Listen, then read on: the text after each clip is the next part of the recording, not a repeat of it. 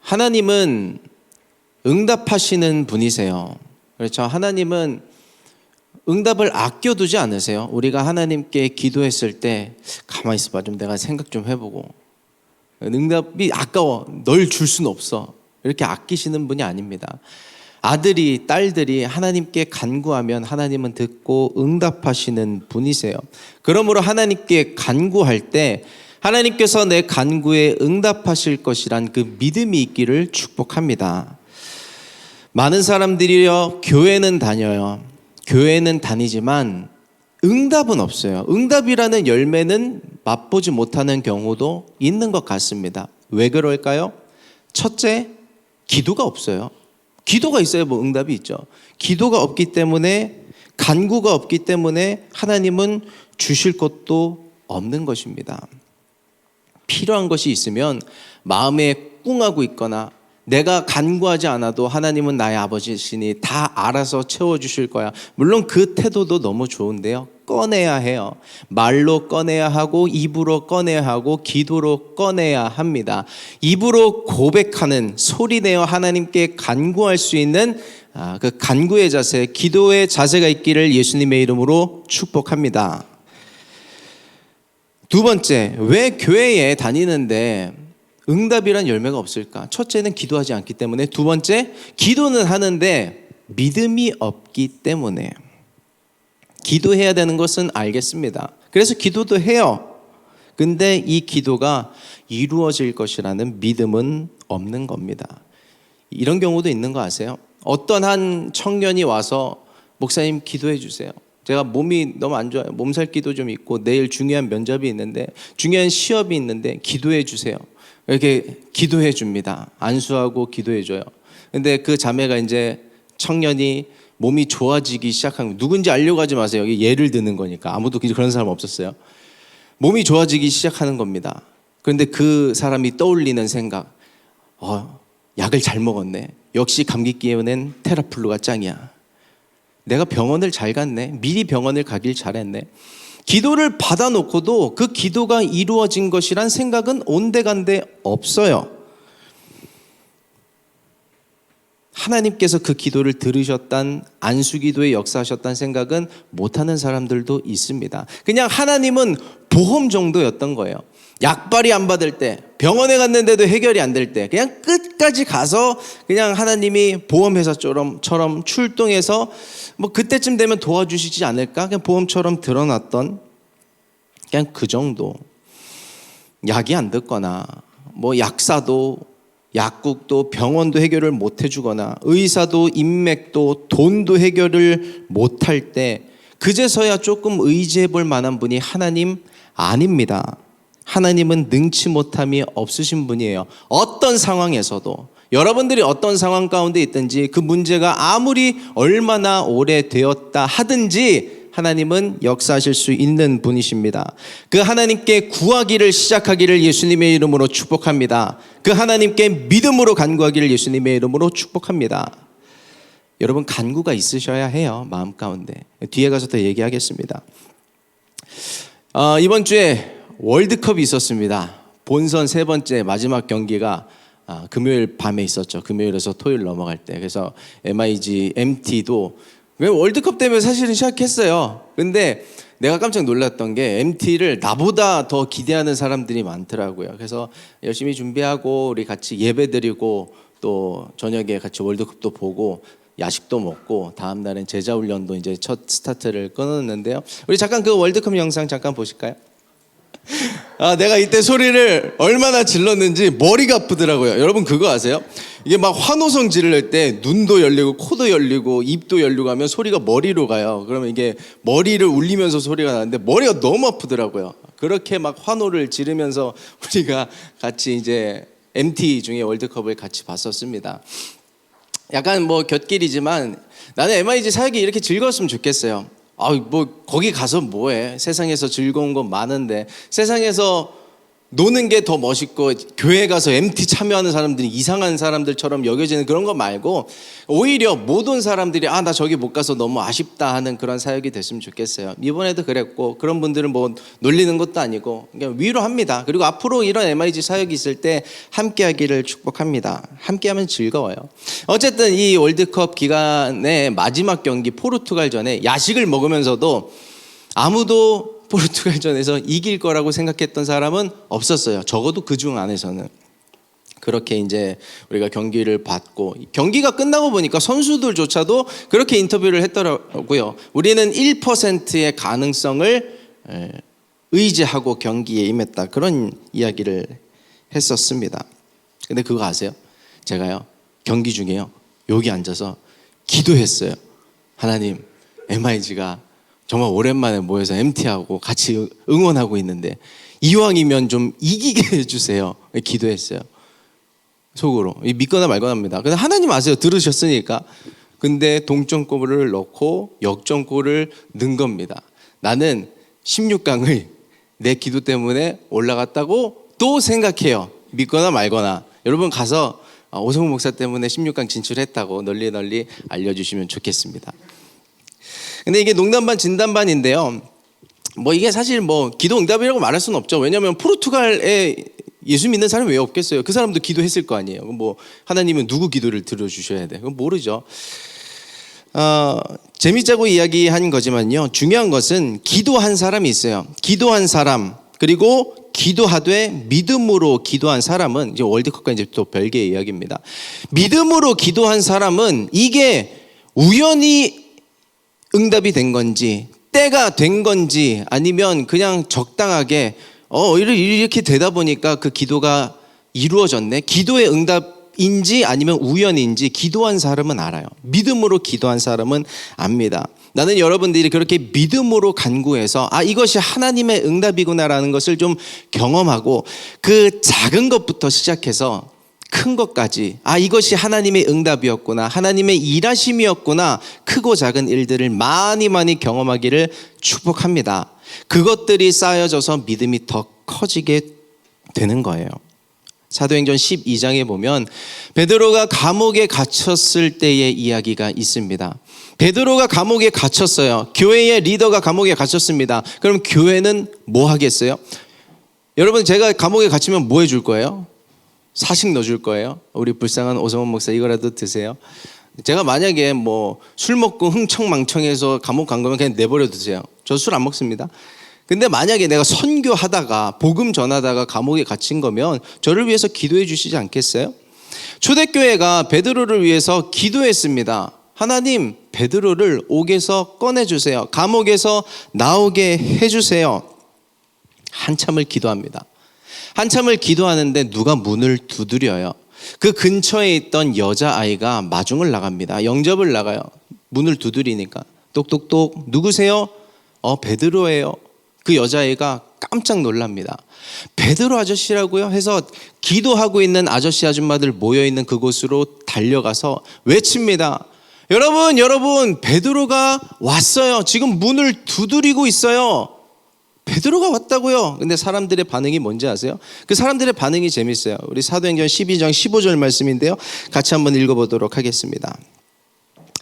시작. 저희가 말하되 내가 미쳤다 하나 계집아이는 힘써 말하되 참말이라 하니 저희가 말하되 그러면 그의 천사라 하더라. 문도 안 열어주고 들어온 거예요. 베드로가 왔어요. 베드로가 왔어요. 아저씨 아줌마들이 못 믿죠. 안 믿죠. 너 미쳤니? 계속 그렇게 이야기하니까 그냥 다독인다는 듯이 얘기해 주는 거예요. 그러면 네가 너무 간절했어서 베드로가 마치 온 것처럼 소리를 들었을 거야. 마치 천사가 온 것처럼 네가 느꼈을 거야 라고 이야기를 하는 겁니다. 여기서 발견할 수 있는 게 뭐예요? 그 초대교회 성도들은 베드로가 풀려나게 해달라고 기도했어요. 그런데 자기가 기도해놓고도 자기가 그 기도를 못 믿었어요. 지금 그들이 기도하고 있었던 중이었잖아요. 그 시간조차도 기도하고 있었는데 베드로가 저 문 앞에 와 있음에도 불구하고 과연이라는 의구심, 그 퀘스천 마크가 머릿속에서 떠나지 않았던 겁니다. 그런 일은 일어날 수 없어. 초대교회의 문제가 뭐였어요? 기도를 안 하는 게 그들의 문제가 아니었습니다. 기도한 것을 믿지 못하는 것이 그 초대교회 성도들의 문제였어요. 여자아이가 베드로의 소식을 들고 왔죠. 그런 것처럼 예배를 통해서, 메시지를 통해서 오늘 선포됩니다. 여러분들이 무엇을 구하든 무엇을 간구하든 믿음으로 간구한 그것이 응답됩니다. 그 응답이 저 문 앞에 있습니다. 와 있습니다. 여러분 보이지는 않지만 그 문 너머에, 담 너머에 이미 응답이 왔습니다. 메시지를 통해서 선포되고 있어요. 그 여자아이의 메시지처럼 여러분들의 반응은 믿음의 반응이 되기를 축복합니다. 여러분들이 간구할 때 이미 응답됐다는 그 믿음이 있어야 해요. 그 초대교회에서 성도들이 베드로가 풀려나게 해달라고 얼마나 기도했을까요? 얼마나, 한 달, 두 달 그 정도 아니었을 거예요. 베드로가 풀려나게 해주세요. 기도한 지 얼마 안 됐을 겁니다. 그런데 그 소식이 온 거예요. 베드로가 온 거예요. 그러니 오히려 더 못 믿었을지도 몰라요. 왜요? 내가 생각했던 것보다 더 빠르게 응답이 됐기 때문에. 아니, 벌써 이럴 리가 없어. 벌써 그럴 수가 없어. 그렇게 미처 그럴 거라고 생각하지 못했을 뿐더러 믿지를 못했던 겁니다. 아마 응답이 되더라도 그렇게 빨리 응답될 거라고 생각 못한 거예요. 여러분, 하나님은요, 급하게라도 응답하실 수 있는 분이십니다. 우리가 익숙한 하나님은 쌓이고 쌓여서 한 30년, 50년 기도해야 이루어 주실까 말까 한 그런 하나님만이 아니에요. 하나님은요, 급하게라도 당장에라도 응답하실 수 있는 분이십니다. 그게 빠르건 안 빠르건, 급하던 안 급하던, 더 중요한 사실은 뭐냐면 하나님은 응답하시는 분이시라는 거예요. 어떤 때든지 하나님은 반드시 응답하신다는 것입니다. 그 하나님에 대한 이미지가 오늘 믿음의 이미지, 하나님은 응답하시는 하나님, 내 기도에 듣고 응답하시는 하나님이란 그 이미지가 바뀌게 되기를 예수님의 이름으로 축복합니다. 응답하지 않는 하나님, 그 하나님은 마귀가 주는 하나님이에요. 뒤에 가서 더 얘기해 보도록 하겠습니다. 예전에요. 한 1년 더 된 이야기인 것 같아. 저희 집에, 서울에 살고 있는 집에 이제 할아버지 할머니 아이들의 저희 부모님이었는지 저희 처가집 장인 장모님이 오시기로 했던 사건이었는지 잘 기억이 안 나요.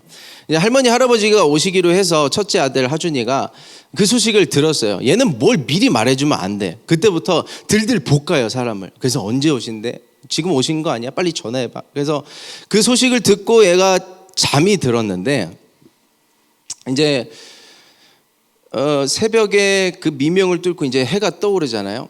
이제 커튼 사이로 그 햇볕이 들어오고 이제 그 햇볕이 하준이의 망막을 때리기 시작하면 걔는 뭐 시골닭 같아요. 이게 빛만 보면 번떡 일어나. 그런 습관이 있거든요. 자기도 자기 입으로 얘기해요. 아빠, 난 시골닭인가 봐. 햇빛만 보면 일어나. 그런 애인데 갑자기 엄마 아빠를 깨우는 거예요. 엄마, 아빠 일어나 봐. 엄마 아빠 일어나 봐. 왜? 누가 날 불렀어. 누가 불러? 할머니 할아버지 오신 것 같아. 아니야, 할머니 할아버지가 아침에 오실 리가 없어요. 근데 자꾸 깨우는 거야. 할머니 할아버지 오신 것 같아. 누가 날 불렀대요. 그럼 가서 나가봐, 문 열어봐 했는데 애가 문 열어보고 오더니 할아버지가 오셨어요? 할머니가 오셨어요? 안 오셨어요. 그러더니 하는 얘기가 기분 탓이었나 봐. 그러고 자더라고요. 그러니까 아까 그 초대교회에서 베드로를 마중 나갔던 그 여자아이 있잖아요. 그 여자아이는요, 기분 탓이 아니었어요.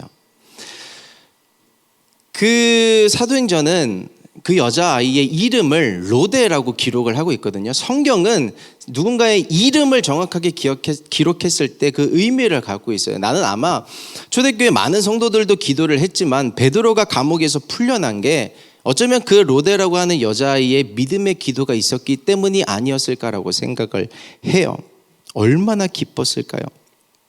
문을 두드리는 이가 베드로란 걸 알았던 순간 그녀에게는 기쁨이 임했던 겁니다. 아이들은 순수하잖아요. 베드로 아저씨를 위해서 기도했더니 하나님이 이렇게도 빨리 응답해 주시는구나. 기도한 사람은요, 하나님이 내 기도에 응답해 주시는구나, 이렇게도 응답해 주시는구나 라는 기쁨 기쁨을 누릴 수가 있습니다. 우리 요한복음 16장 24절의 말씀인데요. 우리 한번 같이 하나님 말씀을 합독해 보도록 하겠습니다. 다 같이. 지금까지는 너희가 내 이름으로 아무것도 구하지 아니하였으나 구하라. 그리하면 받으리니 너희 기쁨이 충만하리라. 아멘. 지금까지 너희가 내 이름으로 아무것도 구하지 아니하였으나 이제 구하라. 구해보라. 그리하면 받으리니 너희 기쁨이 뭐하리라? 충만하리라. 여러분들이 충만하리라 해주세요. 제가 너희 기쁨이 하면 여러분들이 충만하리라 해주세요. 너희 기쁨이 받은 줄로 믿으라. 그리하면 너희 기쁨이.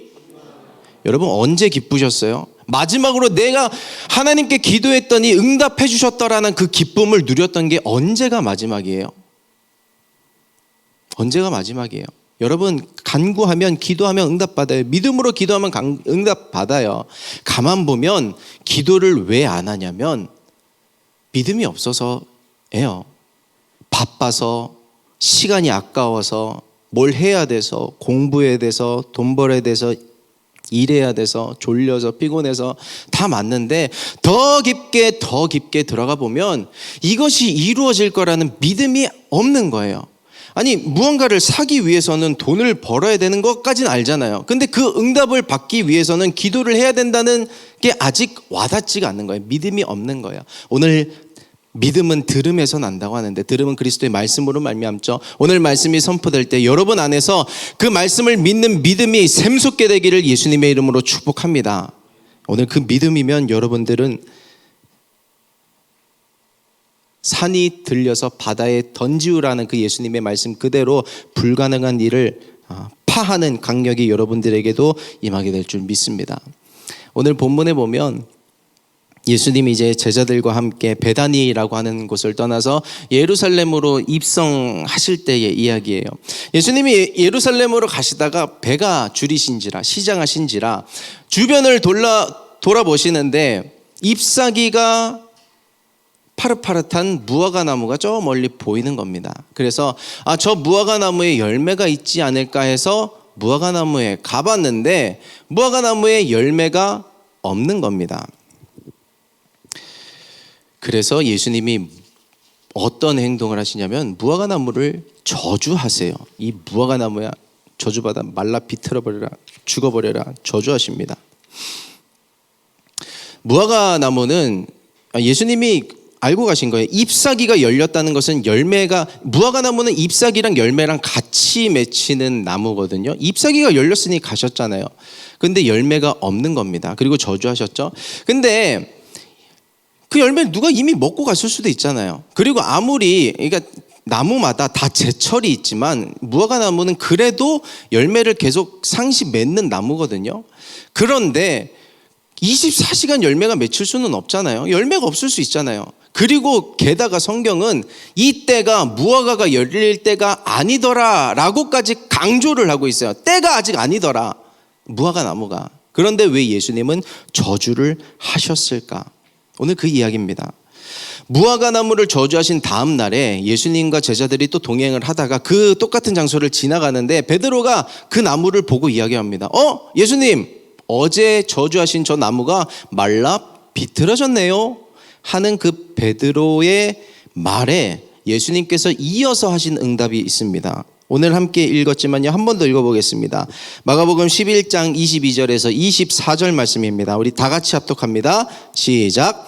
예수께서 대답하여 저희에게 이르시되 하나님을 믿으라. 내가 진실로 너희에게 이르노니 누구든지 이 산더러 들리어 바다에 던지우라 하며 그 말하는 것이 이룰 줄 믿고 마음에 의심치 아니하면 그대로 되리라. 그러므로 내가 너희에게 말하노니 무엇이든지 기도하고 구하는 것은 받은 줄로 믿으라. 그리하면 너희에게 그대로 되리라. 지금 함께 읽었지만요 좀 내용 이상하지 않아요? 베드로의 말에 조금 안 맞는 내용 같아요. 이게 어디 가셔서 지금 병자를 고치실 때 하신 말씀이 아니에요. 약간 뚱딴지 같은 대답을 하시는 것 같은 상황인 겁니다. 예수님이 마치 MBTI가 그쪽이셔서 약간 톡톡 튀는 쪽이셔서 다른 말을 하신 걸까요?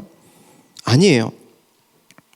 나무는 나무마다 사명이 있습니다. 열매를 맺어야 하는 사명이 있어요. 포도나무는 무슨 열매를 맺어야 돼요? 포도 열매를 맺어야 해요. 사과나무는 사과를 맺어야 해요. 그것이 나무의 각각의 사명입니다. 인생도 열매를 맺어야 한다는 측면에서 나무로 비유가 될 때가 있죠. 예수님을 따르는 자는 열매를 맺어야 합니다. 그리고 기도하는 자도 열매가, 응답이 함께 따라야 하는데, 이것이 응답이 나타나지 않는 그 어떤 사람에 대한 비유와 은유가 될 수 있는 거예요. 이 무화과나무 이야기 사이에 저희가 본문을 띄엄띄엄 읽었잖아요. 그 무화과나무 이야기 사이에 성전 청결 사건이 들어가 있습니다. 예수님이 그 성전에 들어가셔서 다 뒤집어 엎으시죠. 모양만 남은, 껍데기만 남은, 형식만 있고 경건의 모양은 있으나 능력은 없는 그 교회에 대해서 나무라시면서 꾸짖으시면서 성전을 청결케 하신 그 사건이 그 무화과나무 이야기 중간에 들어가 있어요. 오늘 이야기에서 포인트는 저주가 아니라 열매가 맺혀져야 한다는 것입니다. 그렇게 열매를 못 맺으면 너희를 예수님이 저주하실 거다. 그게 포인트가 아니라 열매를 맺어야 한다는 게 포인트가 되어야 해요.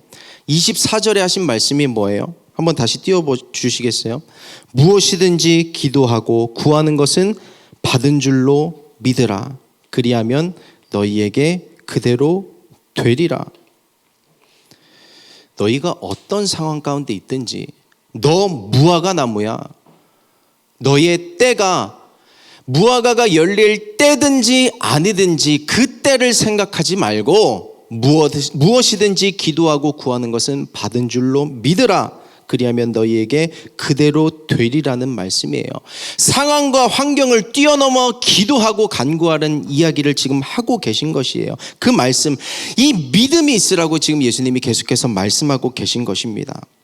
23절에 뭐라고 말씀하셨어요? 누구든지 이 산더러 들리어 바다에 던지우라 하면, 그리고 그 말하는 것이 이룰 줄 믿고 마음에 의심치 아니하면 그대로 되리라. 여러분, 산이 들려서 바다에 던져질 때가 있어요?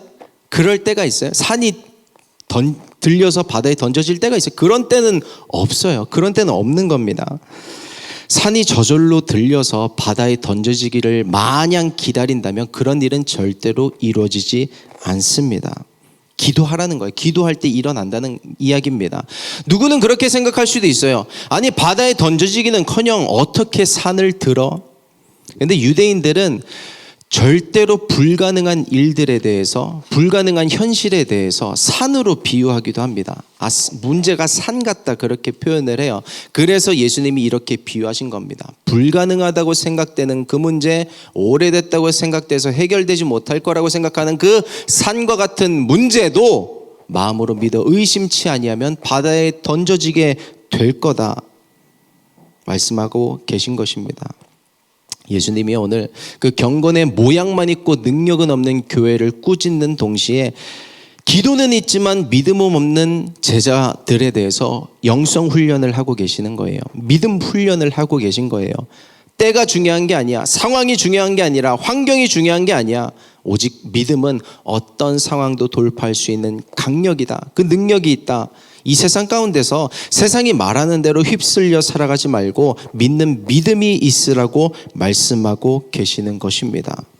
예수님이 오늘 예배에 찾아오셔서 여러분들에게 말씀하신다면 똑같이 말씀하신 거예요. 한 명 한 명 붙잡고 너의 상황이 중요한 게 아니야. 너의 형편이 중요한 게 아니야. 얼마나 오래됐든지 그게 중요한 게 아니야. 나를 믿어. 나를 믿어. 말씀을 믿고 의지해. 그대로 간구해. 그대로 될 것이야. 말씀하고 계신 것입니다. 이 23절에 보면 이게 펜이 안 되네요. 마음에 의심치 아니하면 이라는 표현이 있는데 보이세요? 마음에 의심치 아니하면. 밑줄이 안 그어져요. 이 의심하다라는 단어는 언어 성경을 보면 그런 뜻이 있어요. 평가하다, 평가하다. 예수님을 평가하지 말라는 얘기예요. 의심하지 말라는 얘기는 예수님과 그 문제 사이에서 예수님과 문제를 비교하지 말라는 얘기예요. 평가하지 말라. 문제가 더 클 것 같은데 이 병은 너무 심각해. 그래서 예수님조차도 해결할 수 없을 거야. 감히 비교하지 말고 평가하지 말라는 말씀인 것입니다. 다른 게 병이 아니라요, 의심이 병이에요. 불신이 병입니다. 믿음이 생기려고 하는데 생겨지지 않는 게 병이에요. 있던 믿음조차도 자꾸 사그러들려고 하는 게 병입니다. 줄어들고 고갈되고 없어지려고 하는 게 병이에요. 이 목사가 나를 병자 취급하네? 아니요, 여러분은 잘못 없습니다. 마귀가 잘못한 거예요. 모든 잘못은 마귀가 한 것입니다. 여러분, 기도 없이 사는 것, 그리고 응답 없이 사는 것은 저주예요.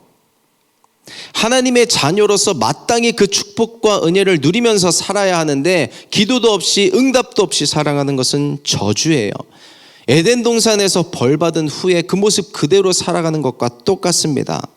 하지만 우리에게 이미 살 길이 주어졌어요. 그 길이 누구예요? 예수 그리스도.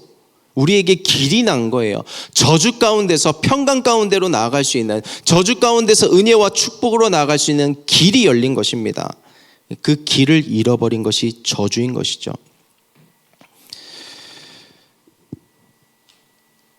예수님이 무화과 나무를 저주하셨죠. 그럼 나는 예수님의 저주를 받은 것인가? 아니에요. 마귀의, 예수님은 오히려 그 저주를 가져가 주신 분이십니다. 너 원수 마귀의 저주 아래에 있는 내 아들아, 딸아, 너의 영적인 상황을 좀 인지하고 깨어날지어다. 예수님 말씀하시는 것입니다.